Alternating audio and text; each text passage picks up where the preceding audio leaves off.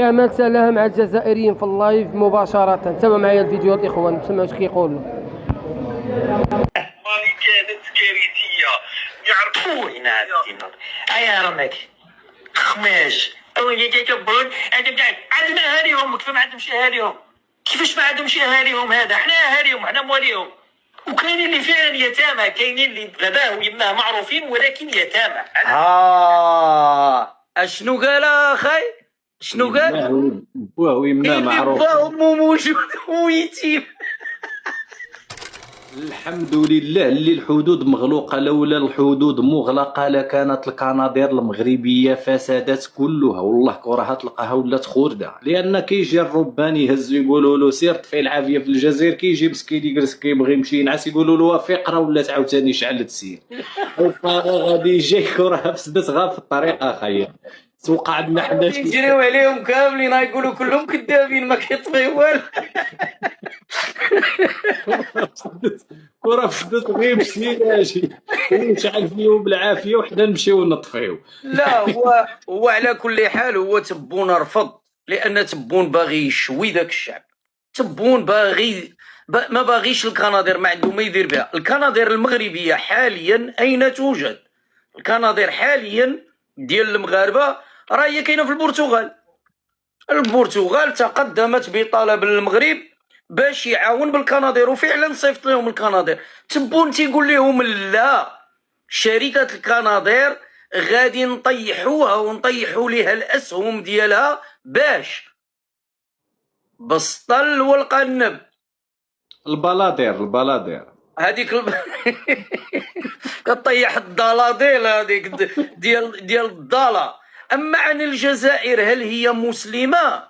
هذا راه سؤال كبير طرحناه هذا السؤال كبير. هل الجزائر دولة مسلمة؟ مثلا لما يفرض عليك انك لا بغيتي تتزوج تمشي للبلدية، وحنا نمشي للبلدية شادين ليا كروسة ولا الدولية الميزان كنبيع البطاطا.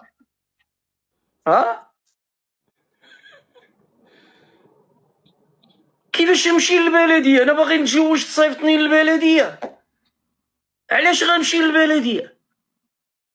ميت ليا الدجاج انا ولا درت شي خطا، عندي شي حانوت، عندي نتزوج في البلديه. نعم خصك تتزوج في البلديه، وفي البلديه كيعطيوك واحد الشهاده ديالاش جوج راه جاو تلاقاو عندنا، فلان ابن فلانه وفلانه بنت فلان مثلا امامنا. كيفاش مثلا امامنا؟ شو كانوا موضرين كيقلبوا على بعضياتهم؟ كيفاش مثلا امامنا؟ جوج مشاو للبلديه تلاقاو كيكتبوا عليهم هكا. والاخوان انا اقول كل المتابعين اللي كاينين عندي هنايا، من يستطيع منكم ان ياتي بعقد زواج جزائري شرعي انا اعتذر واسحب كل كلام.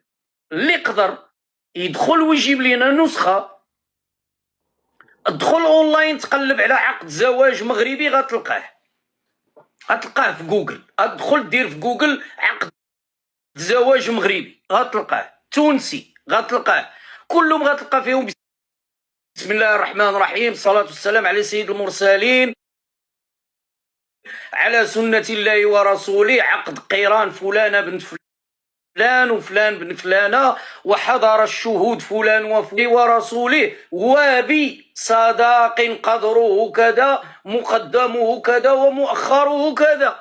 وفي الاخر كيديروا لهم واحد الدعيوه تمايا، يعني لكم الرفاهيه البنين البنون ورزقكم الله ويثبتكم، وهذا هو عقد الزواج اللي عندنا كاملين.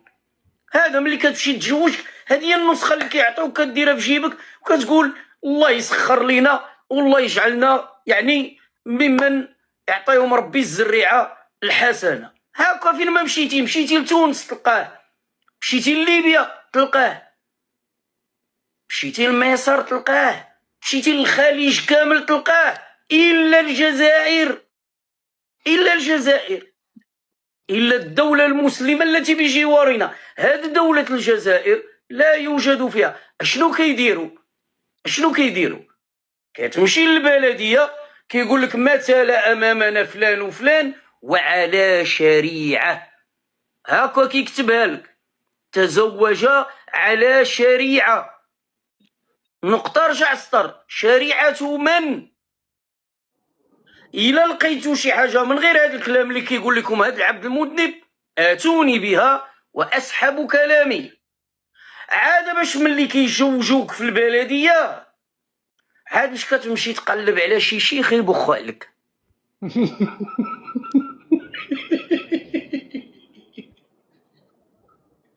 ولا قسما كتمشي كيقول لك دابا تخيل كيقول لك كنحللو وداك الشيء اللي درتي عارفو حرام. هذاك الشيء اللي درتي عارفو حرام ماشي حلال. كيفاش انت مشيتي انت ومرتك وجبتوا عقد وعطاوكم داك العقد بعضياتكم، يعني راه صافي راه غتمشي معاها لاي بلاصه، سير للوطيل سير للدار فين ما ولك سير، راك قانوني في البلاد. ولكن امام الله عز وجل خصك تمشي تحلل. واش كاين شي واحد كيتزوج عاد كيحلل؟ يعني الدوله كتزوجك حرام، اللي كدير لك حرام. اذا فينا هو هذا بوحدو. حنا دابا راه كنجاوبكم انا، علاش كنجاوبكم اللي كيتصنتوا لي جزائريين؟ كنصوتكم على طولة اللسان اللي وصلتوا فيها مولاي رشيد، ومازال سنخصص لها حلقه بوحدها. سمعتيها السلاقط؟ نتوما كلكم سلاقط. هذاك الشيء اللي بغيتو تنسبوا مثلا لمولاي رشيد او ديك التطاول ديالكم على الاسره الملكيه وينطبق عليكم شرعا، نتوما كلكم نقدروا نقولوا لكم لقطاء، كلكم جمله. ماشي انا، النظام ديالكم ماشي انا ما نقول، انا حاشا واش نقولها عليكم. النظام ديالكم كيجوج باك امك ليس على سنه الله ورسوله. اتحداكم، مازال اتحداكم، مخير فيكم هنا باش يقلب على با وامو العقد اللي عندهم كيدير. عاد باش اذا عرجنا نعاودوها لكم، راه كيقول لك ذكر فان الذكرى تنفع المؤمنين. الا كنتم مؤمنين 339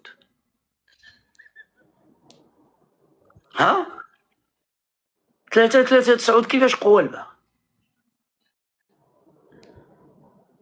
ونكاح الشبهه كيفاش قوالبو عندكم في القانون الجزائري؟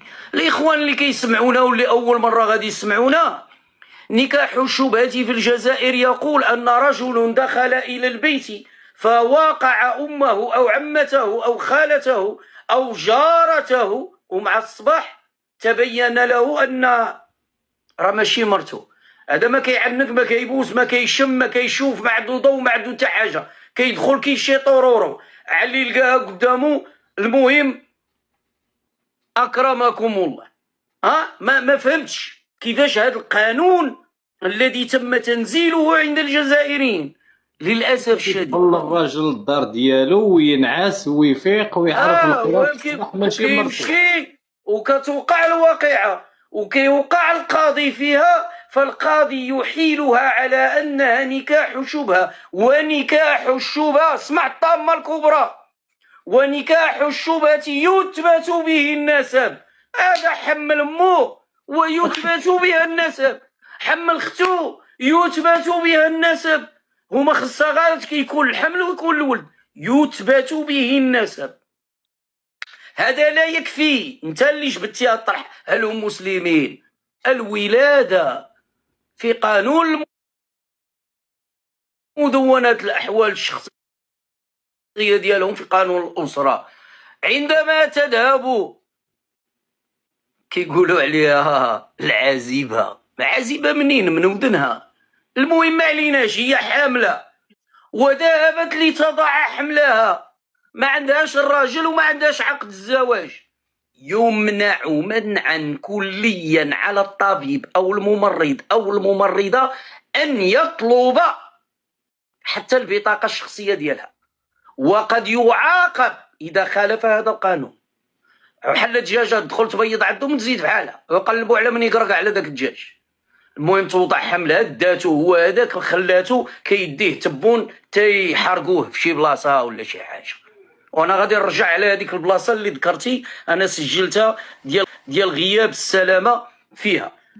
انا غادي نرجع ليها لان خصني ضروري نرجع لهذيك غياب السلامه في الخيريه.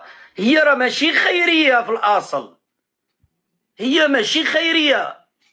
الخيريه اللي فيها السلامه شكون اللي ساكن فيها؟ الخيريه اللي فيها السلامه اللي خص يكونوا فيها هاد الوليدات شكون اللي ساكن فيها دابا؟ شكون؟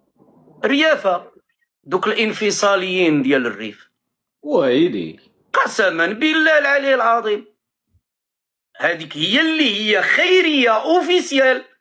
هذيك تم افراغ الوليدات اليتامى منها لانها خيريه في الاصل، هي خيريه في الاصل. تم افراغ اليتامى منها الجزائريين وادخال انفصاليين مغاربه فيها ضدا في المغرب. وشوف انت زكاره في المروك خرج اليتامى ديال بلادو والقران. واما اليتيم فلا تقهر، واما اليتيم. اذا هنا اين انت يا تبون المغبون من صاحب الجلاله الذي يعني لما اصبنا بذلك المصاب الجلال لما جانا الزلزال وسميناهم كيفاش سميناهم منتسبي الامه او انهم احتضنتهم يعني واحد المصطلح عندنا في المغرب من قديم، ابناء الامه او شيء من هذا القبيل. يعني اصبحوا ابناء المغرب وابناء المغاربه. وتكلف جلاله الملك حفظه الله بهم. اين ابناء الامه؟ نعم تحياتي لك، شكرا. اين عرفتي شكون في الجزائر اللي كيتسماو على هذا النسق انهم ابناء الامه؟ عرفتوا شكون هما ولا لا؟ راه كاينين عندهم، ولكن ماشي اليتامى، ماشي اليتامى، لا. تجنيد الاطفال في الجزائر هم من يسموا ابناء الامه في الجزائر.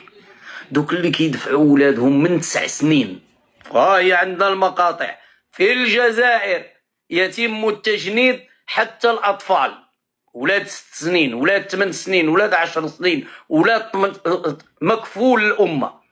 نعم نعم في الجزائر هادو هما اللي كيتسموا. أما اليتيم فيزج به إلى الشارع ويضرب إلى ديزابارتومون دايرين لهم القفولة وسادين عليهم.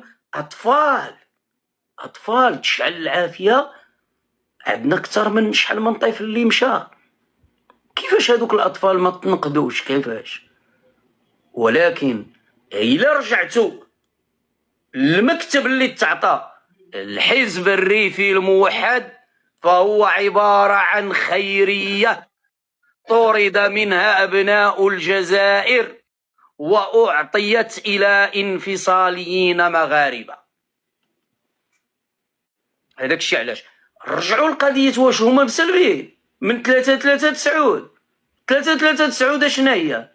339 لا يعاقب القانون الجزائري على الزنا إلا إذا زنى متزوج بمتزوجة ويعلم أنها متزوجة وهي تعلم أنه متزوج، ففي هذه الحالة يوجد العقاب. أما إذا مثل الجزائري أمام القاضي وقال قدر الله ما شاء فعل، كذابة، كذبات عليا، أنا ما كنتش عارفها مزوجة، فإنه يعفى ولا متابعة في ذلك. وهي تعاقب. نعم تعاقب. كذب عليا، هو كذب عليا، حتى هي غادي تقول القاضي راه هو كذب عليا، وغيقول لهم سيروا في حالكم صافي، نتوما كاذبين على بعضياتكم، لا حرج في ذلك، سيروا في حالكم. ومرات المتزوج وزوج المتزوجة شنو إذا هنا نحيل الحالة إلى حالة أخرى في القضاء الجزائري، هي عندما تعلم الزوجة أن زوجها خانها مع زوجة أخرى فتقوم بخيانتها مع ذلك الزوج. كتولي القضية فيها 4. كتولي هادي مشات لهادي مع راجلها، كتنوض هادي تمشي لهادي مع راجلها. إلا وقفوا هاد الربعة أمام القاضي إيغاليتي، تعادل، كيقول لهم صافي سيروا بحالكم، تعادل. زنا لك مع مرتك زنات ليه مع راجل، صافي هادي صافي سيروا بحالكم. وهذا في قانونهم. ها هو إلا غيكذبوا غنديروا حلقة عاوتاني ونعاودوا لهم زيرو.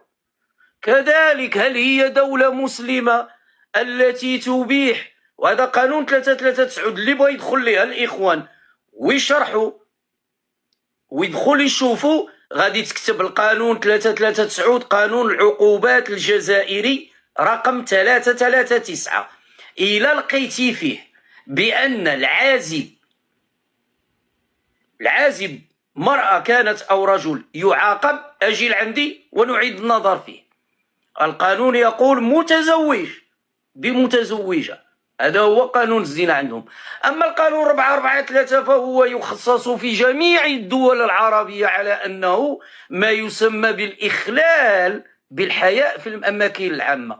إخلال بالحياء في الأماكن العامة، مثلا في المغرب مثلا تمشي تبول أكرمكم الله على شي حائط أو دير شي إشارة ليست هكذا أو شيء من هذا القبيل. إلا الجزائر فهو يعني ممارسة الجنس في الأماكن العامة مثل الحدائق، مثل المنتزهات، وما يعرف بالطريق السيار الذي تصطف السيارات بجانبه لقضاء حوائجهم الجنسية. فعندهم هذا القانون هذا ينظم لهم هذه العلاقة. هذا هو القانون الجزائري. ومن يسأل عن الإسلام في الجزائر فليدرس قوانين الجزائر، هل فيها ما يربطهم بالإسلام؟ هل فيها ما يربطهم بالدين؟ هل فيها ما يثبت أن مثلا لهم زواج شرعي؟ غير الزواج عجزوا كلهم. ما كاينش جزائري يقدر يجيب لك عقد زواج مكتوبة فيه بسم الله الرحمن الرحيم، الصلاة والسلام على سيد رسول الله، حضر في اليوم الفلاني فلان وفلانة ومعهم الشهود فلان وفلان وحضر تخيل أن الجزائري لا يعرف ما معنى العدل.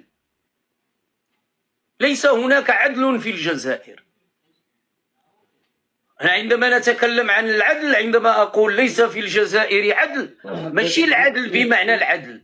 نوقفك وتكمل هذا الموضوع اخي ياسير، بحيث انا كنت هنا في فاس كنسول داك الدراري المفاسه اللي كيخدموا في الجزائر في القابس وفي العطر، وكمل غنقول لك غير هادي.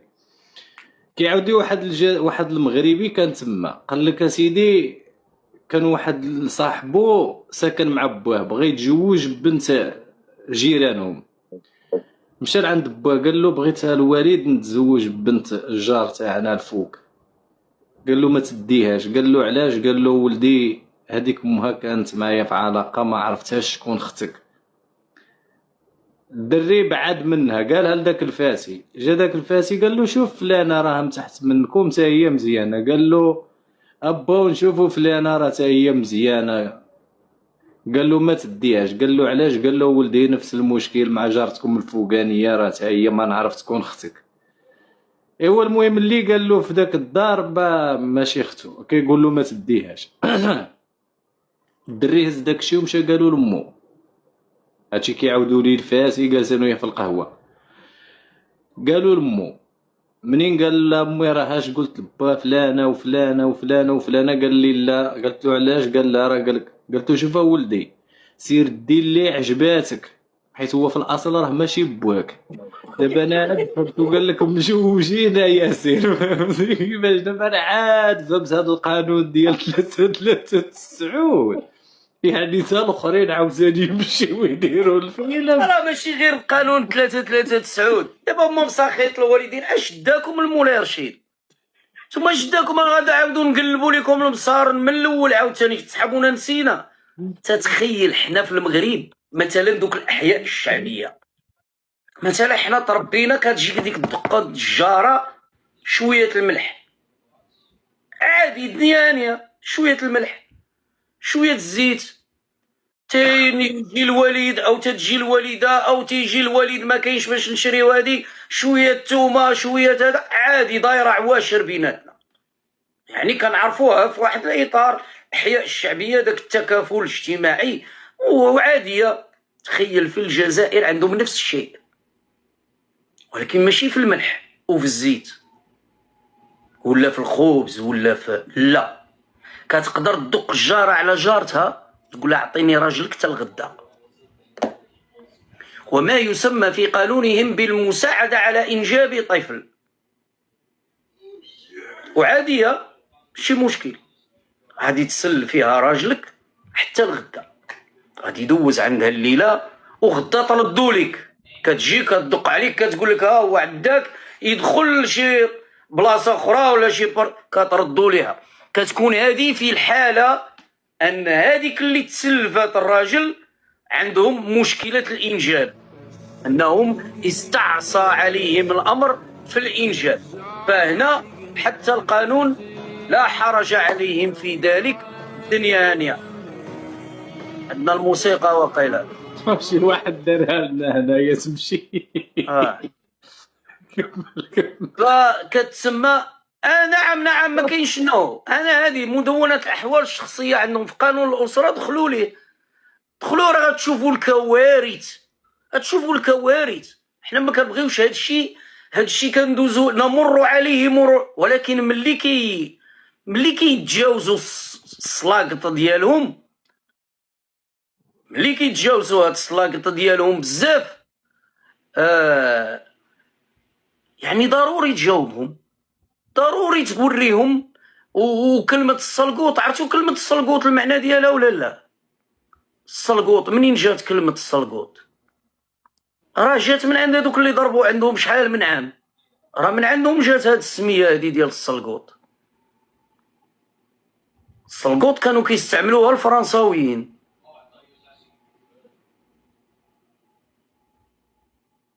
نعم توني كمل. ها كاينين الاخوان عارفين المعنى ديالها. لازم المعامله باكثر من المثل. سالغو ماشي غوت كيفاش غوت اللي عرفتها هي سالغوس. داك لوغوس هاكاك سالغوس. داك الدري المبرهش او داك الدري الموسخ او داك الدري، هذه هي منين جات كلمة سلقوط. على كل حال نهضروا وميم طون نعطيو تويشيات لولد الموسخ. اذا هاد الموسخين ديالهم ملي كتجيو تقلبوا كاين بزاف. لان كنقول لك القانون قانون دخل قراه، غادي تدخل ليه دير، راه غيطلعوا لك القوانين ديالهم كاملين وتحطوا وجابهناهم بهذه القوانين هذه ديالهم. مثلا قانون ديال الاخلال بالحياء العام، نديروا واحد لا كومباريزون ما بين القانون اللي محطوط في المغرب ونقزوا لتونس غنلقاوه بحال وغندوزو لليبيا غنلقاوه بحال وغنمشيو لمصر غنلقاوه بحال اللي هو قانون الاخلال بالحياء العام. غنمشيو لمصر، نمشيو للخليج كامل، نطلعوا لاسبانيا، نطلعوا لفرنسا، غنلقاو كلهم كيأصلوا هذا القانون بحال الا في الجزائر. فهذا القانون يخص كما قلت لكم الممارسة الجنس في الاماكن العامه. وهنا ملي كنقولوا ممارسة الجنس في الاماكن العامه لا يخفاكم ذلك المنظر ديال الطوبيس اللي انتشر. وحنا المغاربه كنا كنستغربوا كنقولوا واش هذا المنظر هذا؟ الناس في الطوبيس والناس جالسين والدنيا هانيه، الناس ما كيتكلموا ما والو. هي من العادات المتداوله والعادات عادي، ما كاينش مشكل. الناس عندهم بحال تقول في المغرب خرجتي وبانوا لك الكلاب كاينه شي صاروفه ولا شي مصيبه بحال هكاك كتقول عادي ما كاين حتى مشكل. اذا هذا هو النظام ديال تبون الذي أجعل من البوليزاريو الأسياد وجعل من الشعب الجزائري شعب العبيد. جعل الجزائري كيضحي بكشكول من رومانيا والجزائريين كيقشبوا على دوك الحواله ديال رومانيا. هل البوليزاريو عيدوا بداك الشيء ديال رومانيا؟ هل شفتي شي مظاهره في تندوف والحمادات والرابوني كيقولوا حتى حنا ما جابوليشنا الحواله ديال رومانيا؟ بالعكس، هادو كلهم اللي مضحي بجمل، اللي مضحي بناقه، اللي مضحي بحواله ديال موريتانيا، مدخلين لهم الحواله ديال مالي، مدخلين لهم ناس عايشين ما شاء الله. والجزائري كاين اللي خلص هذاك العام الحولي وما داش، هذاك العام اللي فات خلص الحولي وما داش حتى لهذا العام. هذا هو النظام. كيتسنى ومحال واش هذا العام داوهم ولا ما داوهمش الله اعلم. راه حتى هذا العام جابوا تما غيبقاو يحقوا. هذا العام راه زادتهم سوريا عباد الله، سوريا جابت لهم الحواله. جابوا الخرفان في الطياره ب 900 اورو للخروف.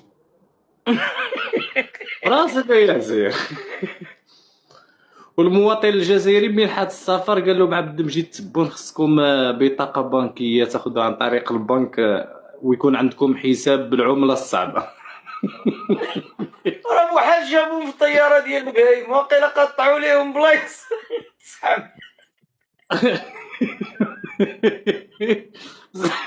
تبون لقى 900 اورو للخروف، لقى عنده في الاحتياطي ديال العمله الصعبه. فين شاف تبون الاحتياطي؟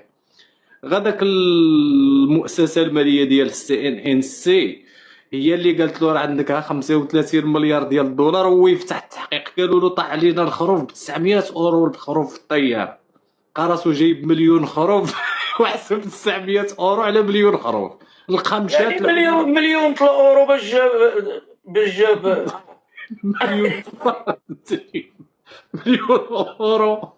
ويلي مليون اورو صاحبي، هذه باش جا في الطياره. لا راه تنقول انا تبون لا اذكره بسوء. دائما كنقول لكم تبون حفظه الله، وتبون الله يطول عمره، وتبون اتمنى ان يتم تعديل في الدستور الجزائري ان يستمر تبون الى تزادتوا واحد 5 سنين ولا 10 سنين اخرى ما شاء الله. ولا هادشي راه اللي غايدير لاش هو السيطره على المؤسسه البرلمانيه باش انه يسن القوانين اللي غتماشى مع المقاس ديالو، انه يطلب من داك الشياسه في البرلمان باش انهم يصادقوا على شي قانون اللي غادي يزيد في العهده الرئاسيه ديال الرئيس. علاش نايض عندهم هاد الحرائق وهاد الشيء هذا؟ ولكن راه وصلت دابا ملي ولاو عندنا هاد الاصوات. انا كنقول لكم هاد اللايف هذا انا اتكلم باسم الجزائريين اللي ما قادرينش مساكن يهضروا. انا هادشي اللي كنقول خوتنا اللي عار الجار على جارو، وحنا ما نبقاوش شادين عف تبون يبقى ملاهينا تبون، والجزائريين مساكن على حاله. دابا وليتو كطفيو العافيه بالسطايله من الماء. يفرق عليكم مع السطولعه في الارض. لاش دار الهليكوبتر؟ لاش هذيك الهليكوبتر؟ لاش ترى داك الماء كيتشتت في السما راه كاع ما كيوصل للارض. كي كدير السطال خاوي من السماء فين غيتكوب؟ واش الحماق هذا؟ واش تسطيتو؟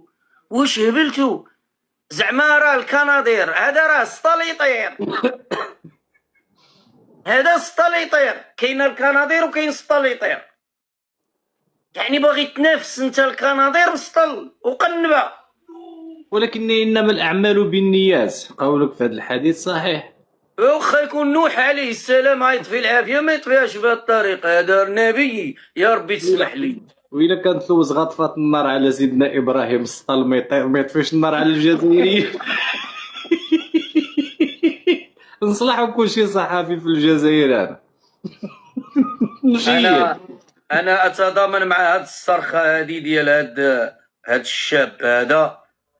البلاد راهي راحت. نقول لك الشباب عمي تبونا، والبلاد راهي راحت. نقول لك الشباب تاوانا لا راهي تحرك عمي تبون، والشباب لا راهي تعمر في راسه من الاساتذه والطب والبلديات والمعرفه. وراهم عمي يتبو راهم يتعاملوا بالمعرفه والصواب. عدنا كي نخشوا لا حق لا والو، خشوا نحس رواحنا كلاب توالم، يذلونا كي نهضروا ما نقدروش نهضروا. تعرف كلب كيف احنا رانا هكذا عدنا نحس رواحنا كلاب. كي ريكلاميو جيبونا لابوليس، عم يتسبونا. هذه هي الجزائر الجديدة، هذه اللي راك تقول لنا الجزائر الجديدة. احنا رانا كشعب رانا مظلومين، عاد الحق ما عدناش، عدنا ما نسوى والو، عادوا يعيطوا علينا، عادوا من عم يتسبونا. الجزائر ما بقاتش الجزائر، الناس راهي تعمر في راسها، الناس راهي منا، الناس راهي الناس لا من العقلية تاعهم. والله غير عدنا نحس رواحنا كما قلت كلاب حاشا. والله غير شوف عمي تسبون اشفع عليك كي نمسية، حطها في راسك مليح من 2035. والله انا لقيت واحد في الجزائر السروال مش نلبس، السروال مش نلبس. لا من العقلية تاع الطب راهم يصعقوا في الشعب تاعك كل ما يني ورواحهم. والله ويسمعوا هذاك اللي راهم في الغربة غير يعاودوا يوليو على جال اماتهم من الاخر. ما عم يتسبونا. نداء الاخير لا عاد تحبنا ولا عاد دايرنا كشعب تحبنا صح. الله يعزك، اعطينا حقنا برك، اعطينا حقنا. والله غير ذوك نعيشوا ما شاء الله. على بالك هذوك ثاني شعب راك حاقرنا، راك حاقر شعبك من الاخر. هذوك مديت المحق وحنا ما مديتناش الحق. سامحني عمي تبولا غلطت معاك، سامحوني يا الشعب اللي عدت غلطت معاك، سامحوني اللعبه اللي راني قستكم شويه، وسامحوني. وهذه هي الحقيقه، وبربي ان شاء الله عمي تسبون الله يعزك. وهذه هي الحقيقه، الناس اللي راهي صح من العقليه تاعهم وما عجبتهمش الجزائر.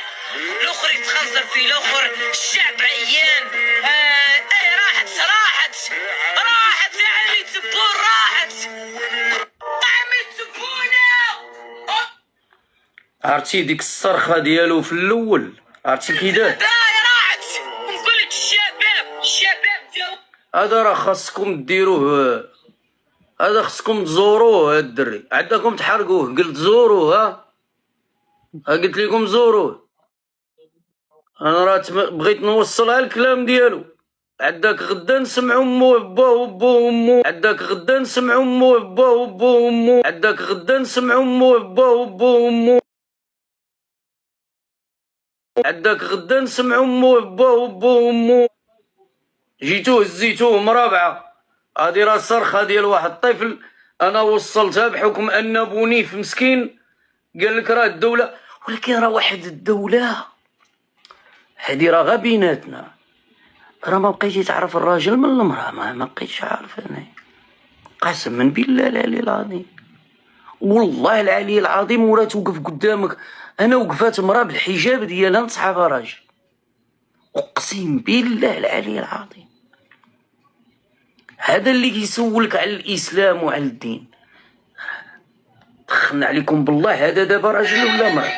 هذا ويد وحده وكلمة رجل واحد او نقدروا نديروا حاجه. يا جماعه ما تفشلوش، حنا ما نفشلوش. انا شخصيا مانيش فاشله، ما نفشلش وما نستسلمش في رسالتي الاصلاحيه. والله ما نستسلم. دير لي واش حبيت، والله نخدمها والعلاج ديالي ويديا كما يقولوا العجائز. انت دير واش حبيت ولله الحمد. انا لا ازكي نفسي، بصحابكم شفتوني في البلد. يا ودي لا زكيتي نفسك راه تخرجي تخلي ضاربو كاع عباد الله. والله ما عرفتها راجل ولا هادي مرا خاي ياسير، غير هي هرمون تستيرون بحال ايمن خليفه، تا هو التروستيرون تا هو طالع له، فهمت؟ دابا التوريستيرور هذا ما كيفاش عندهم، راه عندهم بزاف مشكله ديال التوريستيرور هذا. خلاط كاين من قديم ماشي دابا عاد. هما براسهم ما بقاوش يعرفوا الراجل من المراه، حيت غنى له بداك المغني هذيك انتي وهذيك انت وهذيك هو. سمعتي هذاك الاغنيه؟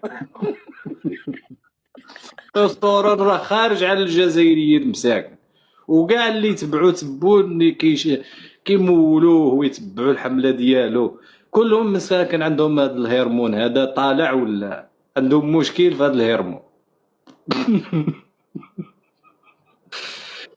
هاد الهرمونات اللي عندهم مشكله فيها راه ماشي غير هنا،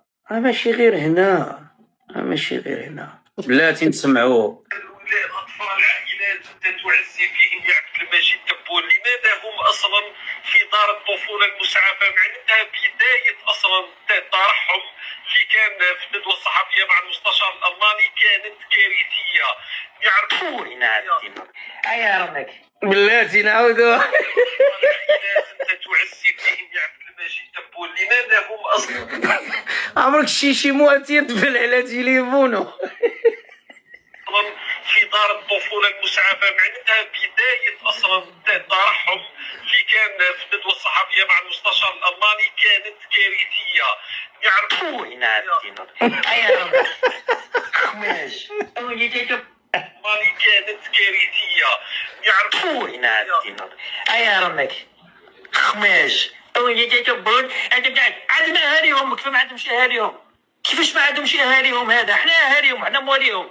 وكاينين اللي فعلا يتامى، كاينين اللي باباه ويماه معروفين ولكن يتامى. اشنو قال اخي؟ شنو قال؟ بواه ويمنا معروف باه امه موجود ويتيم. شكون هذا؟ يعني كيقول لك بان الشعب الجزائري كله يتيم. راسك هذا اللي وريتيه دابا ضربو تبون غير ضربه للراس كاع الشيته ديالو التبون خبطوا فيها. عرفتي شنو دار؟ بقاو المروك والمخزن المروك وكانوا عطاوه داك الشهاده الحمار اللي لقى عند داك الجزائري كيسقي ما قدرش يدخلها للدار، قال لك عطاوها ليه. قال لهم هادي ولاو قالوا له سمح لنا وعطاوه يكون صحفي. زاد شي شويه مشى لعند من مشى لعند داك بن قرينه كحله، داك بن قرينه اييه مشى لعندو قال له ديرني معاك في مجتمع في حزب البناء نترشح. منين مشى دفع الوثائق ديالو قالوا له انت عندك ارتباط بالفساد المالي، انت اكبر مفسد في تاريخ الجزائر. وجاو خرجوه وخرج بن قرينه وقال لهم النزهاء اللي كيدافعوا على الجزائر تقولوا ارتباط بالفساد المالي، وين هم الشرفاء؟ فين هما الشرفاء؟ هذا راه هذا فاسد، هذا الدوله قالت له انت فاسد، يعني بلا ما نحتاج نقولوا له انا. راه دابا راه بحال انتقم من الدوله. قال لك الجزائر كلها الناس قال لك كيكون عندك باك وامك ولكن يتيم، يعني الجزائر كلها انكم يتامى. هاي نسمعوها عاوتاني. اسمع. كيف ما عندهمش اهاليهم؟ كيفاش ما عندهمش اهاليهم؟ هذا احنا اهاليهم احنا مواليهم. وكاينين اللي فعلا يتامى، كاينين اللي باباه ويماه معروفين ولكن يتامى. هذا ما كان يتامى، ما كانش اللي يتكفل به. بمعنى ان حليليف كنبغي نقول بونيف لما تكلم على ولده في المونديال اللي فات انه يموت على المغرب، يعني الدري باه كيكره المغرب وولدو بحال عايش يتيم. هذاك ماشي باه، واخا كاين باه الدري يتيم، بمعنى هذاك غير مربيه. هادشي اللي بغا يقول لينا. والاب الحقيقي يقدر يكون قباص، يقدر يكون جليجي، يقدر يكون بلومبي، دخل الدار في شي مره يقاد شي حاجه ولا يصايب شي حاجه ولا شيء من هذا القبيل، فكان ما كان. نكملوا كيفاش. دور العجزه يا شيخ، ولادو عاقين، كاين ولادو ماتوا مش شرط يعني اللي راهم في دار العجزه او اولادهم طردوهم. راهم كاينين اللي ما عندوش اولاد كاع، ما تزوجش كاع في حياته، والله ما تزوجش كاع في حياتها وجات روحها وحدها، يعني في الحياه هذيك جات روحها وحدها لا اخ لا والو. كاينين حالات كيما هذا يروحوا يدوهم لدار العجزه، وهذا لا يعني انه هذوك ما عندهمش اهل. هي كميه الشر اللي فيه والله ما. ولكن دابا هذاك اللي هضر، هذاك سميتو هذاك بن زهره، راه ما هضرش على العجزه، راه كيهضر على الاطفال. وهذا لا يفرق بين هذا ما كيفرقش ما بين يتيم طفل راه تا السن الا فتي واحد السن راه ما كتبقاش تكون يتيم، راه ماشي يتيم عندك 45 عام نجيو نقولوا لك يتيم، ولا عنده 60 عام ويجي يقول لك تعاونوا معايا راه ما عنديش با امي. هاد الكلاخ فين قاري هاد الزمر هذا فين؟ وهو كيشبه التبون، حيت التبون ما كيفرقش بين الهيدروجين الاخضر والاكسجين الاخضر، راه كلهم مسقين بمغرف وحده. ولكن هذا ياسر، هذا اللي دابا طلقوا هذا بونيف مسكين، انا ولا كيعز عليا لانه لا الى هؤلاء ولا الى هؤلاء، لا المغاربه عطاوه المصداقيه ولا النظام الجزائري عطاه المصداقيه. هذا فضحوه قالوا له انت عرفتي فاهم. علاش؟ انا نقول لك علاش. عرفتي مع من تلا دابا ملي مشاو ليه هادو مع من تلا عاد باش دابا راه انت كتهضر، انا عاد باش طاحت ليه في دماغي، عاد عرفت مع من تلا. بلاتي نعطيك واحد الصورة ديالو، واش هنا؟ نعم. ماشي هادي. واليوم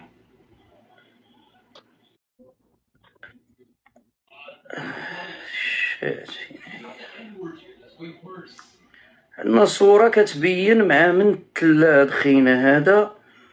الا شفتوه ملي كيدير دابا اللايف اش كيكون حاط من وراها الاخوان. فين كاين عندي هذاك تلا مع نونوسات، ولا عندو نونوس هنايا، نونوس وواحد المطرقه. يعني هذا هبيل، هذا مسطي ديال الجزائر، ماشي مؤثر في الجزائر. هذا حليليف هذا. بلاتي والله ما عرفت فين كانت عندي واحد ها هو وزير الرياضة، مع احترام والله مع احترام، هاي هبطها يديه. احنا نتقبل من احترام ليك كوزير وكمسؤول على كرة القدم، بصح مشكل. النونوس اللور شتوه، النونوسات دوك ديال الدراري الصغار، وجالس في الدار التوني والبادج. مرتشو البادج كيدخل به للطواليت ولا كيدخل به للصالون، ولا ما عرفتش هذاك البادج اللي معلق تما ديالاش. هذا راه في دارو داير البادج، ولا واش هاد البلاصه اللي كيصور فيها ماشي دارو، وقيلا كتكون شي تكنه عسكريه وخصو يلبس البادج. ما عمرني شي واحد جالس في دارو بالبادج. هانت شتيه والله ما عمرني شفت شي واحد انا في دارو بالبادج. هذاك بحال الامير عبد القادر كان كيشرفوا انه يلبس داك الاوسين من فرنسا ويتصور بها، فهمتي؟ عقليه تقليديه عنده قديمه، فهمت؟ انا ملي كنبقى نشوف بحال هادو في الجزائر كنقول المغرب مازال بخير وعلى خير. ما كنش ملي كنشوف بحال هادو في الجزائر كنقول المغرب بخير وعلى خير. لا فرق كبير. فراسك ياسر واحد. السلام عليكم يا خوتي، السلام عليكم يا شعب الجزائر وشعب وهران. حنا رانا في وهران، صار الله غالب عندك، الدنيا وقاستنا الحمد لله، هذا مكتوب ربي، سطا ولات الحاجه. هذا كون باقي عندنا كاريان سانترال كون قلنا راه هو. كان اللي تقول يتصور لك كيما هكا تتبيديو الاول، واحد يقول لك ولي الغليزان، واحد يقول لك ولي ما ادري وين تولي. احنا زايدين في وهران، الله غالب عندنا في وهران خويا. وهذه راه وهران، هذه زعما هذه راه وهران، هذه في وهران، هذه راه وهران للاسف. لا ما كانش منا ياسر، راك تخلط اخايا دير، ما كانش منا. كاريان سانترال بغيت نقول كاريان سانترال ولكن ما بقاش. فراسك ياسر هذه واحد الربعيه بجا عندي واحد الجزائري كنهضروا على التنميه، قال لي الجلفه فيها التنميه وهذا احسن من فاس. قلت له نقدروا نشوفوا التنميه غير من المطارات. قلت له وريني الواجهه ديال الجلفه ونوريك الواجهه ديال فاس. قلت له وريني المطار، وريت له المطار ديال سايس من برا، وجا هو قال لي شنو هذاك؟ قلت له المطار سايس وريني الجلفه، ومشى كيبين لي المطارات. ودابا شنو درت انا؟ قلت له شوف دابا انا كنوريك من برا، وريني من برا، غندخلوا لداخل. قلت له تنقول لك ندخلوا لداخل، بقى كيوريني لداخل المطارات باش ما يبانش الجلفه. شنو جبت له المطار ديال فلوريدا، درت مطار فلوريدا في التلفزيون. راه داك الفيديو في اليوتيوب حطيته له قلت له شو المطار ديال فاسيس كي داير، هذا مطار هذا مطار. عاوتاني وليت قلت له مالو هاد صبر نزيد نوريك. كندخل كندير له مطار الدولي ديال دبي، عاوتاني كنوريه له من الداخل شوف المطار كي داير. هاد المطار ما كاينش. واحد الساعه عاوتاني كيعيبهم كيقول لك داك الشيء قبيح. وانا ندير له المطار ديال الهواري بومدين ودرتو له من الداخل، جبدتو له حطيتو له قال لي هاد جلي في هذا قال لي هذا الرخام اللي عندك في هذا المطار، قال لي عندي في الكوزينه، وبدا كيوريني في الكوزينه. قلت له هذا الرخام عندك في الكوزينه؟ قال لي هذا الرخام عندي في الكوزينه. وري شوف ورانا هذاك مطار شو كي موسخ. قلت له واخا خليك معايا. قلت له نصغروا هاد الصوره بحيث انا كبرتها باش تلفلو داك العلاق. نصغرها صغرتها قلت له هاد المطار دمن. لقى المطار الهواري بومدين. كان كيعيب في المطار ديالو. سخوط الوالدين. لقى مطار هواري بومدين. قلت له انا وريتك ديال الميريكان، وريتك ديال الامارات، وريتك ديال الجزائر، 3 د المطارات. قلت له هذا، قلت له اللي قلتي القبص هذاك الفاض ديالو الرخام راه عندك في الكوزينه. دابا المشكله ياسير هذاك بونيف سما فاش تكلم على بيتكوفيتش ودخل الكره، خصك تعرف على ان عندهم صراع في الاجنحه. وهاد بونيف فاش مشى لعند فاش مشى لعند بن قرينه، هو كاين صراع الاجنحه داخل الجزائر، وتبون بدا كيقصي داك النواب البرلمانيين باش ياسس واحد المؤسسه برلمانيه تصادق على القرارات اللي غيبغيها يزيدوا له في العهده، بحال شكل القانون 200 الانتخابات اللي صادقوا عليه وفي التالي ولاو كيقصيو نفسهم بنفسهم. منين بدا جالس عبد المجيد تبون دار داك القانون 200 الانتخابات ودخل المخابرات وبدا كيقصي الناخبين، هذا مشى لعند بن قرينه. بداك بن قرينه تابع للتنظيم السري بحيث من الاخوان المسلمين، بحيث هما اللي نوضوا الكباب في الجزائر. دابا المشكله، دابا الصراع داخل حتى في كره القدم. دابا راه نايضه روينه عندهم على كره القدم، وحفيظ الدراجي حتى هو داخل في هذا الصراع، وهذا مشى كيحشي راسو مسكين، هو تلقاه ما عارفش فاش كيهضر. دابا هو شنو اللي واقع لهم ان داك روراوه المدرب السابق اللي كان عندهم كان جراو عليه باش انه ما يبقاش كيدرب الجزائر، وجابوا شكون باش انهم ينوضوا المشاكل فاش كيقولوا في شبيبات القبائل مع اش كيقولوا له الاتحاد العاصمه، اتحاد الحراش ولا شنو كيقولوا الحراش، وجابوه في بلاصتو هاد بيتكوفيتش. فاش جابوه في بلاصتو هاد بيتكوفيتش ولاو كيعطيوه التعليمات كيفاش غيتمشى. هاد بيتكوفيتش بداو يعطيوه التعليمات كيفاش غيتمشى. يعني راه في هاد الرياضه، في هاد كاس العالم ما بانت عنده حتى خطه. عبد المجيد تبون كيسرد حمد عطاف كيشري لهم الماتشات، وبيتكوفيتش ما كيعطي حتى خطه. راك شي فاش ماركاو على سويسرا، فاش كانوا كيماركيو على النمسا، شنو اللي وقع؟ كانوا الجزائريين معبسين، وكيقول لهم المدرب كيقول لهم ضحكوا، يعني كلشي كان بيع ومشري. دابا بيتكوفيتش ماشي هو المدرب، بيتكوفيتش كيقولوا له لعب هذا ولد زيدان، جابوه زيدان الحارس الفاشل، وحنا عارفين على ان زين الدين زيدان هو اللي غيكون المدرب ديال فرنسا في كاس العالم 2030. بدا كيجمع النقيلات، جاب بن شرقي، حتى داك بوعدي ديالنا حنايا قال له ما تمشيش تلعب في المغرب، لعب هنا باش يجمع النقيلات اللعيبيه المزيانين ويدربهم ويديو كاس العالم 2030. وهكا زين الدين زيدان غادي يربح كاس العالم مع المنتخب الفرنسي. يعني هنايا ولدو زين الدين زيدان ما عيطلوش قال له جلس لعب في فرنسا، قال له سير للجزائر. وهما قال لك فرنسا خدات زين الدين زيدان كيماركي وعطاتهم كوكا كيتقص، وعطاتهم ولدو زين الدين زيدان. دابا هاد المساله صبر انا نوريك بحالاش كيفاش وقع لهم. انا نوريك كيفاش داروا لهاد زين الدين زيدان باش تفهم. واحد المرحوم مسكين، صبر نوريك. هذا الفيديو هذا علاش ما نجيبوش هذاك اللي مشهور من الخارج حنا كاع ونهنيو روسنا ماشي. هذاك البارح الدريه بنتي عاد قالت لي سميتو البارح. نو يطول. لا حليمه. قال له هذاك اللي ضلوا يهدروا به الدراري نهار كامل وما طازوا قهوه. نديرو هذاك نور الدين علاش ما نجيبوش حنا ونهنيو روسنا ماشي. راه غالي بزاف. تا شحال كاع شحال كيطلب. والله هذيك راه غاليه. كمان احنا اش بغينا نشدو عام راه غادي نشدو عاد شهرين تنوقفوا على رجلينا ونفوتوا الانتخابات ونقطعوا لي نصيفطوا. شحال غادي نطلب ديال الفلوس المشروعين ديال الخدمه ديال اللعب ولا واش باغي يلعب ما كيسوى والو كاينين. انا كانت هذه احسن كاع. شي هاد الفيلم ديال البسطاوي الله يرحمه اقسم بالله هو الوضع السياسي والرياضي اللي وقع عندهم في الجزائر. ديال الجزائر نعم. الجزائر وما ادراك ما الجزائر راه هي اللي قال عليها كما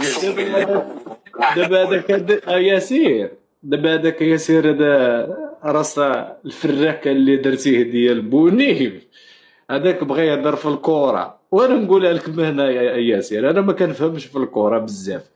دابا هو براسو بحالي انا مجلج في الكره ما كنفهمش في الرياضه بزاف. دابا هو بغى يحشي راسو في داك الصراع وراه هكذا. هذا راه كيقلب على شي حجره عمي تبون تنزل له في الراس وهو ما عارفش ما شافش لا غره هز الحجر وكيشير وداخل في واحد الصراع اللي ما فهم فيه حتى زفته. راه قال لهم اللي خرج من الصف. هذا راه كيقلب على شي حجره. دابا هو دارهم هذا ما عمرنيش شو كيهضر على الكره. هذا زعما تلقى غير هو فاش بدا سمعتو كيقول راه ما راه اش دخلك تا ولدي شي راه هادشي هذا نايض عليه الروينه في قلب الجزائر وهو جالس كيقول له راه باغي يسترزق على هاد القضيه ولا يلعب شي ضغط ولا بن قرينه هو اللي قال له هضر على هضره وراه. فهمتي كيفاش؟ دابا راه عندهم صراع داخلي هو اللي خلاهم يديروا هاد الازمات اخي ياسير في قلب الجزائر. ازمات في الهرمونات وحتى ولا كل شيء كيتبر. خيروك بين انك تتزوجي بواحد جزائري ولا واحد سوري شكون تخيري؟ سوري. علاش؟ تسيري وراهي لابونيج تاع تسيري. سوري معليش يقيم المرأة يحوس عليها يحبها. ما نتزوجش بتسيري انا ما ندير به. نعاودوها. لو كان يخيروك بين انك تتزوجي بواحد جزائري ولا واحد سوري شكون تخيري؟ سوري. علاش؟ تسيري وراهي لابونيج تاع تسيري. سوري معليش يقيم المرأة يحوس عليها يحبها. ما نتزوجش بتسيري انا ما ندير به.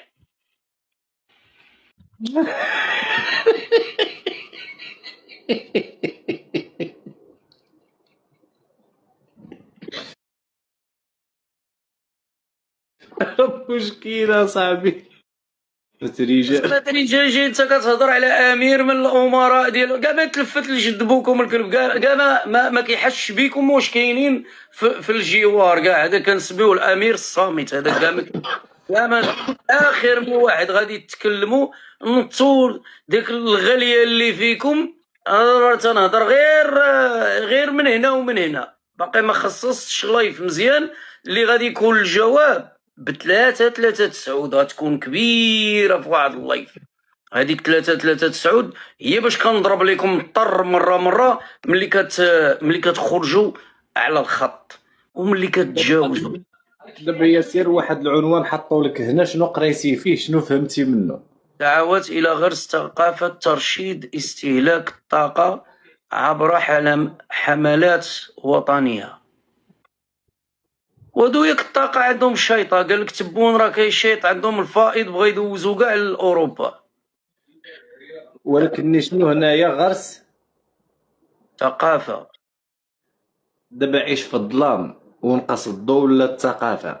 انا وليت كنشوف على اساس انهم كيلعبوا على في هذا الاطار ديال الثقافه من بعد ما المراه المغربيه جرجرتهم وداتهم للهند ودات لهم التراث اللامادي المغربي القفطان.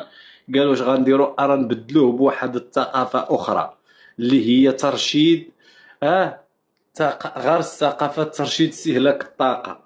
دابا هنايا فاش كنجيو نشوفوا على ان الكهرباء طفى عليهم شنو ولاو قال لك الثقافه. شنو هي الثقافه؟ سمعتي داك ثقافه التبليغ ثقافه الشكيمه من ثقافه الشكيمه الى ثقافه طفي الضوء ثقافه الظلام.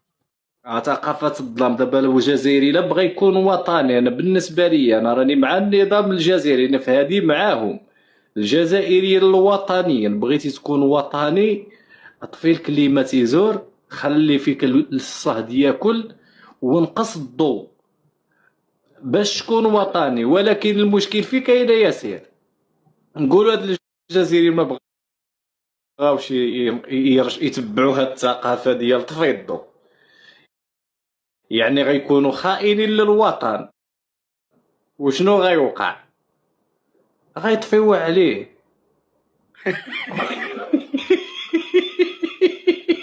يطفي بيديك وكون وطني، ولا تكون حركي وطفيو على باباك الضو خليوك صبر.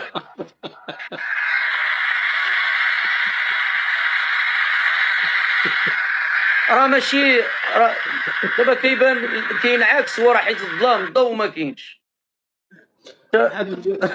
واحد الجزائري دار واحد اللايف النهار اللي مشى الضو ياسير، مشى الضو كندير واحد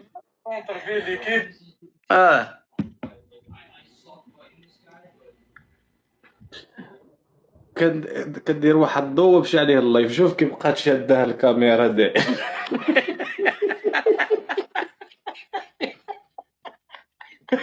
وبقى الناس مع دابا هو مشى الريزو، مشى الضو، مشى الزمر، فهمتي؟ لا انا اللي كنخلف عليها هي هادوك اللي كانوا في واحد البرنامج، قال لي ما بقى لا برنامج ولا سكوبي. عندهم هذيك السكوبي ما عرفتش كيعنيو بها، ما عرفتش فين هي. راه كنقلب عليها نديرين برنامج رياضي.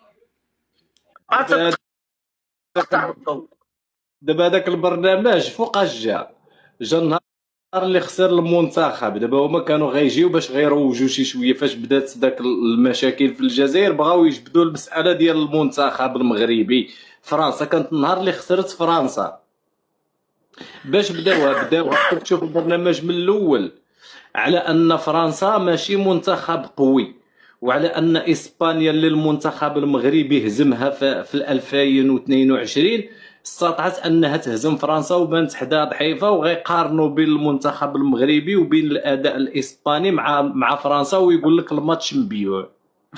كيفاش بغاو يروجوا لنا من قلب الجزائر ان القجع باع الماتش، فهمتي، وان اللعابه باعوا الماتش. بغاو يروجوها حيت حنا حاربنا هاد الافكار المغلوطه. بغاو يروجوا ساعه ربي طفى عليهم الضو، قال له ما بقات لا فرنسا لا شكوبي. النوات ديال الجزائر ما عرفتش شكون اللي كيشرف عليهم الضوء ما كاينش، ولاو كيجيبوا مالين الحوانت والفلاحه.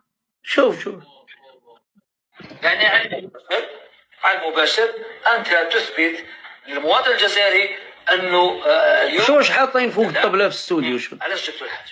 انا جبتها اليوم من عند كي يسموه الحقل اللي رحت ليه، الفلاح اللي حتى تثبت انه قال لك يا سيدي ها يديها ومانيش نبيع. قال لك مانيش نبيع. وعنده صحابه في شلغوم العيد، عنده صحابه في الغرب، عنده صحابه في الصيف. قالوا له ما نجوش لانه الشعب راه متخوف، وكما كان يقول شوف الموت الشعب من حقه يتخوف. ولكن اليوم سيدي الفاضل انا نطلب الا حاجه واحده، ولو كان نديروها نتغلبوا. اليوم المصدر الغير الرسمي، انت شكون وانا شكون باش نروح ندير بيان ونقول الا كان لي ذيك كلام صحيح. انا راني نقولها الا ذيك كلام صحيح نجبدها. تفضل خذ راحتك، كلمه تفضل. هو غيطبعها في البرنامج. برنامج الدلاح، يوميات الدلاح. عارف هذا الفيلم اللي جاب هذاك الدلاحه ولا ما عارفوش؟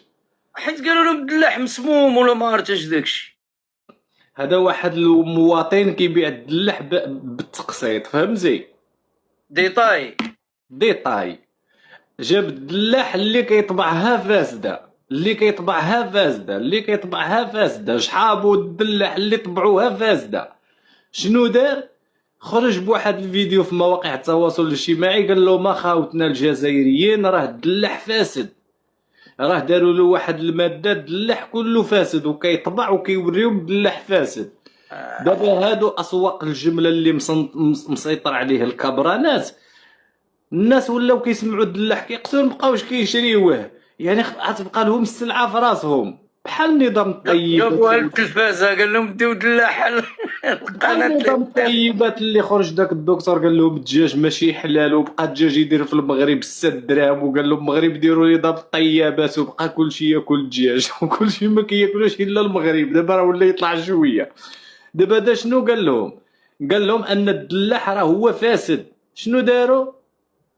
ومباشره مشاو جابوه ودوزوه للمحكمه وحكموا عليه ب10 سنين د الحبس بتهمه ماذا؟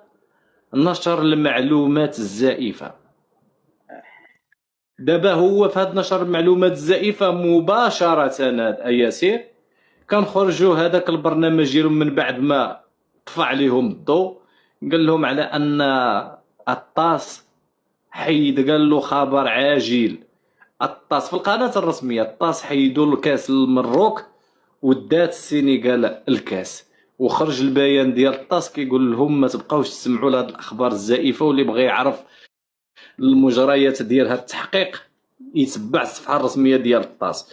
دابا هما الفلاح اللي لقى البيكوبات كلهم فاسدين داو ب10 سنين د الحبس بتهمات الاخبار المزيفه. وعلاش ما يديوش الصحافه اللي قال له الطاس راه عطات الكاس للسينغال كونهم كيعطيو الرئيس الترويج ديالهم هما هذاك، حيت هما اللي كيروجوا هذاك الخبر. الا كانوا هما مصدر الخبر ما كيمشيش حتى واحد للحبس. خاصك تشوف ياسير هاد القضيه الدلع اللي طلقت هاد الفيديو. كان جا عندي هذاك بوراس المهدي هذاك راه واقيلا حتى هو من فصيله الدلاح هذاك، داك من فصيلة الديناصورات هو وداك بونيف بحال كيبان لينا خوز هادوك. قلت لك كان جا عندي لهنايا وقلت له واش بصح كتبيعوا الدلاح بالطرف؟ قال لي دلاح كنجيبوه كامل. قلت له نتحداك تكون عندك دلاح في الدار. قال لي ها هو الدلاح كيجبد واحد الطرف وكيحشي فيه وجهك. قلت له قداش نص دلاح حاشي فيه وجهه بحال شي حموار ووجهه هكا مغطي بداك الطرف الدلاع. قلت له نتحداك فين هذا غا الطرف؟ قلت له فين هو الاخر؟ ناض قال لي راه هو في الطر. وقلت له نوض جيب نشوف، ومشى للطر غيجمع ديك الدلاحه جبد القشور وجابو وفتح الكاميرا وكيورينا القشور اللي جبدهم من الطار والزبل. ووليت قلت له الدلاح مسموم نتحداك تاكل، ويدي خام جاب داك الطار والزبل حشا فيها وجبد داك الله ياخذ فيك الحق اصاحبي. انا شريت عليه من عندي ما بقاش كيجي. عرفتي واحد الماكله ديال الهاماج كياكل ماكله ديال الهاماج، والله الا ماكله ديال الهاماج ويا عالم. اش غنقول لك؟ كيف ما كان الله في القرآن الكريم ربنا لا تؤاخذنا بما فعل السفهاء. وكيفاش كيضحك عليهم. اليوم فيه فايض تاع كهرباء، اقترحنا على بعض الدول الصديقة أننا ندير كابل يربطنا بأوروبا في أقرب نقطة مع إيطاليا، هي 270 كيلومتر، ماهيش بعيد. 270 كيلومتر يعني أقل من المسافة تاع العاصمة مع وهران. نكابسو مران اللي من بعد الإنتاج يكون في عنابة ولا يكون محطات كبيرة تاع توليد الكهرباء. وبالأخص أن اليوم احنا رانا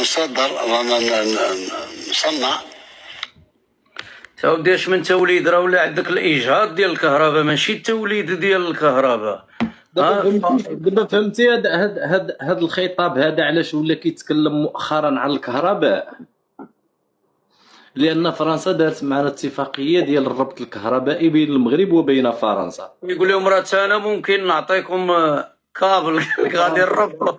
فرنسا دوله نوويه ودوله ديال التكنولوجيا، يعني غادي توطين الصناعه المتطوره عندنا في المغرب، لان فرنسا كتجيب كندخلوا معاها في تاريخ جديد العلاقات. دابا تبون الملك هضر على الهيدروجين الاخضر، حتى هو قال لك عنده الهيدروجين الاخضر، عنده الاكسجين الاخضر. قال لك الاكسجين الاخضر.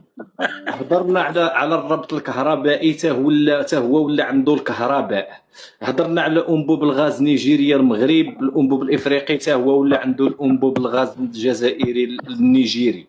يعني تابع المغرب في اي خطوه، ولكن واش عنده هذا الشيء؟ ما كاينش. دابا هنا فاش كيقولوا نصدروا الغاز لاوروبا، ياك هو قالها وبغى زعما ينافس المغرب في تصدير الطاقه الكهربائيه، ياك هو قالها بفمو.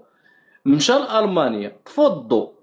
دابا انت هي اللي غتصدر الكهرباء لالمانيا، شنو هي الاسباب ديال انقطاع الكهرباء في الجزائر؟ قال لك اسيدي الانتاج بكثره والاستهلاك بكثره، مما ادى لذاك المولدات بواحد العطب اللي هي تحبست على الانتاج ومشات الشبكه. اذا هنا شنو كنهضروا هنا على واحد الشبكه ديال الكهرباء اللي هي دخلت لمرحله الشيخوخه، زياده على مرحله الشيخوخه اللي دخلت فيها الانابيب ديال الغاز، اللي ولاو دابا كيقلبوا انهم يصدروا الغاز ديالهم عن طريق الانبوب المغربي، وكيدخلوا اسبانيا باش انه يفتح المغرب داك الانبوب، والمغرب كيرفض لهم.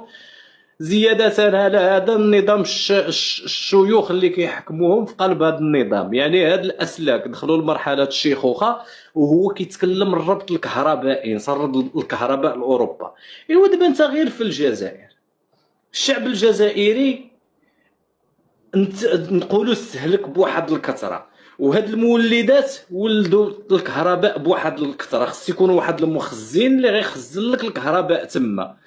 منين مشى الضوء واخا وجا خرج لك قال لك اسيدي كيولدوا بكثره. منين كيولدوا بكثره؟ فين هي سيدي؟ علاش نمشيو حنا لثقافه الى غير ثقافه ترشيد استهلاك الكهرباء؟ علاش كتقولوا للشعب نقص من استهلاك الكهرباء منين عندهم هما هاد الكهرباء اللي كيقولوا عندنا الاكتفاء الذاتي من الكهرباء ونصدروه لاوروبا؟ علاش كيدعي الى ثقافه غير ثقافه ارشاد استهلاك الكهرباء؟ تقشف. يعني علاش كيدعي لهذا الشيء هذا؟ دابا المشكل فين كاينه يا ياسين؟ دابا الجزائر فيها غير الساكنه اللي كتشعل الاضواء، يعني الكهرباء، غير الساكنه.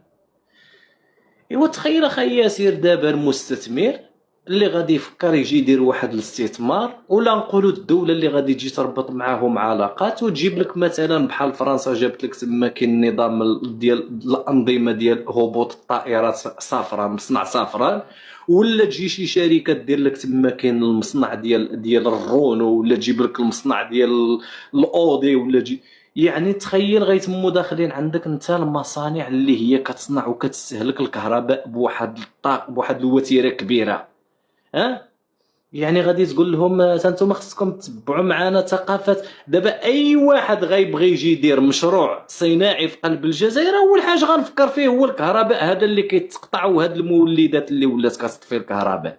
وهادو راه فاش كنهضروا حنا على شركات، اذا الا مشات تنقطع عليهم الكهرباء واحد لمده ساعتين المكانه راه غيخليو خسائر ماليه فادحه. اذا هنايا مجرد ما تقطع الكهرباء كانت ضربه قويه، وعبد المجيد تبون هز راسو ومشى لالمانيا، هز راسو ومشى لالمانيا. راه في المانيا مشى في حاله. كيقول لهم خصكم تعطيوني التكنولوجيا باش نخدموا لك هاد التكنولوجيا، وانت الكهرباء ما عندكش تبون انت الساكنه. غتخدم نتايا واحد المصنع اللي هو غادي يستهلك اكثر من داك الساكنه ديال الجزائر، نجيبوه لك تما يبقى يمشي عليه الضوء، والاجهزه تصوت عليها الضوء تما كنصدق محروقه ولا وقع فيها شي عطب، كي غادي نديرو معاك؟ فهمتي؟ كيف معاك الضوء ديالك، الباتريات ديالك وداك الشيء ما يمكنش. لا كاين حل اخر، انهم يديروا غادي يربطوا اوروبا بكابل. شوف انهم يديروا المشروع في المصنع في الجزائر، ولكن الكهرباء يجيبوه من المغرب. هذه راه تنجح لهم، يعني يديروا المشروع. فراسك راه طلب الانبوب ديال المغرب، ما فراسك ولا لا؟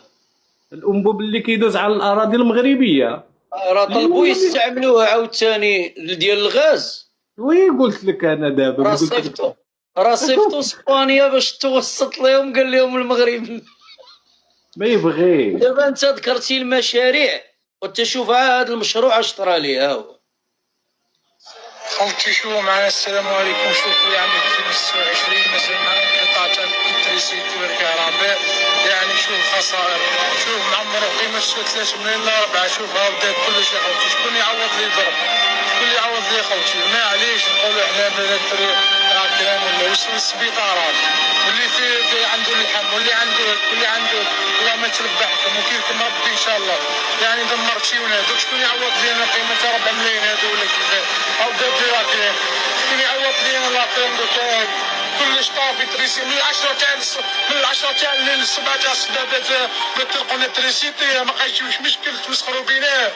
او قلت ذوق قوة ضاربة كيفاه دوك انا شكون يعوض لي لاقيم هذا 3 ملايين ل 4 شكون يعوض لي؟ شاولي مسكين الثلاجات ديال بولو. وشوف وراه يخلي غير نص خطيه بحيث الجزائري ياكلوا دايب هكا. دابا فينا هو اللحم، راه ما شناش اللحم كيتلاح، راه حتى واحد ما لاح اللحم من الجزاره. الجزاره اللي طفى عليهم الضوء، الثلاجات اللي طفى عليهم الضوء ديال مالين اللحم، ما حتى واحد ما لاح، ما كاينش كاع ياكلوه، راه فرقوا عليهم راه كلاوه. ضربوا بابا هكا. ضربوا بابا هكاك 24 ساعه 12 ساعه ديال الضوء ما كاينش. اللحم معلق الدنيا هانيه ما عندوش مشكل. الغد ليه صبحوا عباد الله كيشريو في اللحم الدنيا هانيه. كل الجزائري ما عندكش مشكل. ضرب مع راساتك الدوله الضاربه. هو هادشي منين سلطوا عليهم الله دابا. انا راه باقي ما عرفتش واش هو هادشي ديال الله ولا ديال تبون. العافيه شاعله. بنادم مشقق عليه الجمجمه في امريكا ما تسوقاتش، ما عطاتكم لا قيمه ولا اعتبار. قال لك مغاربه جروه وتم سحلوه حتى واحد ما تعتقل، بمعنى امريكا ما اعتقلت حتى شي مغربي. وراه هادي قلناها لهم. فين يعني تبون اللي مورط فيها، راه تبون اللي مورط فيها. وكلف صبري بوقادوم السفير الجزائري. وصبري بوقادوم هضر عليها وسمعناه هضر عليها. قال لك دونالد ترامب كان الرد ديالو قال لك سرد له عبد المجيد تبون واحد الرساله نصيه عبر الواتساب. قال له كنطلب منك انك تفتح تحقيق مع السفير ديالنا وتساعدوا معاه على حساب داك الطفل الجزائري اللي ضربوه الجمهور المغربي. سردوا داك الرساله نصيه. قال لك قرا دونالد ترامب كان لابس واحد الجلابه مراكشيه وهز هكا جلابه من تحت وصور له تما كاين البيض وقال له يلا. قال له تما يلقى القبض.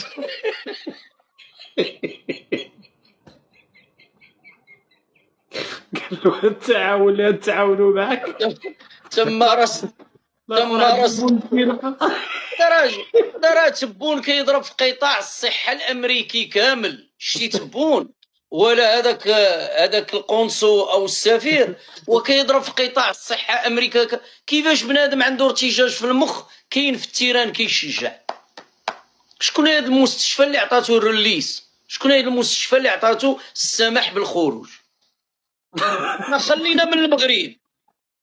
هذا ضرب الطب، ضرب قطاع الطب. شتي تمشي هذا يخ عليك راسك كيشدوك 12 ساعه في السبيطار في امريكا. انا ما تخرجش تمشي تقول لهم راسي ضارني. كاع السكانيرات تدوز فيهم 12 ساعه والغد لي عاد باش تشوف واش يعطيوك تخرج ولا ما يعطيوكش تخرج. هذا عنده ارتجاج في المخ. عرفت شنو هو ارتجاج؟ راه مخك تحرك داخل الجمجمه. خصك تكون في الانعاش. من غير الجمجمه ديالو خاويه من الداخل ما فيها والو. وما داك الدري بوحاطي يا صاحبي بوحاطي قال له راني لاباس عبي سبو كيهضر بنيز. مخي حليته في الدار. عمي تبون كيقول له الله يشافيك وليدي الله يشافيك كنحاسبوهم. والجزائريين كانوا يتسناو ان تبون يحاسب المغرب صدق طافي عليه الضوء مسكين. على بهم الضوء كاملين غطفى الضوء وشعل فيهم العافيه. شوف على وفسد البولو ليهم.